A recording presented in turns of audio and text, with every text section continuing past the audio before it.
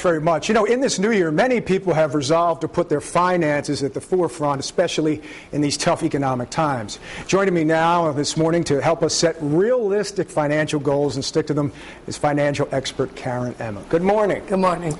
Now, tell me a little bit about this. First thing people need to do is evaluate what they're doing right and what they're doing wrong. Absolutely. How do they know what they're doing right and what they're doing wrong? You know, past experience is the best way to know what you're doing right and what you're doing wrong, and to not make the same mistakes over and over again year to year. It's a new year, so it's important that, you know, people evaluate the things of the past. The biggest misconceptions are that in the past, you know, people assume that things are good, and when they're good, they stay good. And when they're bad, you know, they assume they're going to stay bad. They crawl into a hole like a turtle, and they're like, oh, I'm afraid of everything, right? Exactly. So it's important to be proactive and to make sure that you take control of your finances and that it's not emotional. Now, you talk here about the 4 money mistakes to avoid let people with realistic goals. Correct. Talk to me about those.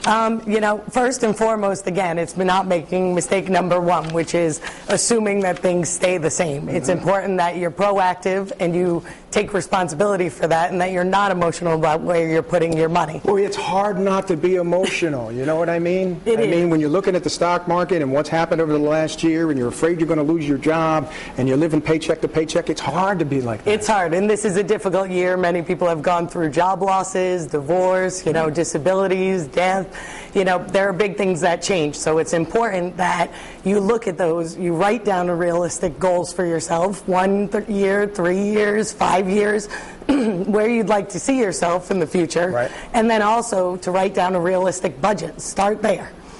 Now, one of the things you say is start saving your leftovers, and we're not talking about the meatloaf. Right, exactly. And most people make the mistake of they only save what they have as extra. You know, it's important to gather all your information, write down a budget for yourself, and pick a fixed dollar amount.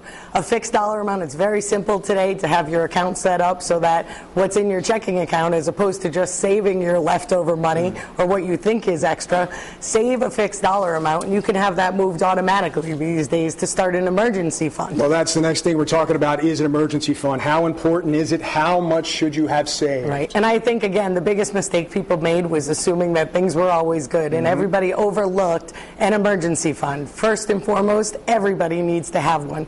Those are the things that protect you when big things come up, especially through the last year and a half. And they also make sure that, you know, if expenses come up, you have that money to pay for things rather than relying on credit cards and things like that. Give me a dollar figure or a monthly figure. 3 months saved, 6 months saved, a year saved? At least 3 months saved. If you're working and you do have a job, you need to have at least 3 months of your salary saved. If obviously you've been out of work or there's bigger things, at least 6 months. And quickly.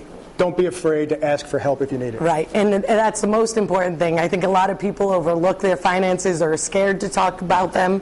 You know, it's important to ask for help. Find somebody that you trust, interview people that are out there, and make sure you're comfortable so that you can make the right decisions and they give you an honest opinion to align your goals and your life goals with what you have planned. That's super. Karen, thank you so much. Good advice as always, and of course we'll post more of Karen's tips at foxprovidence.com.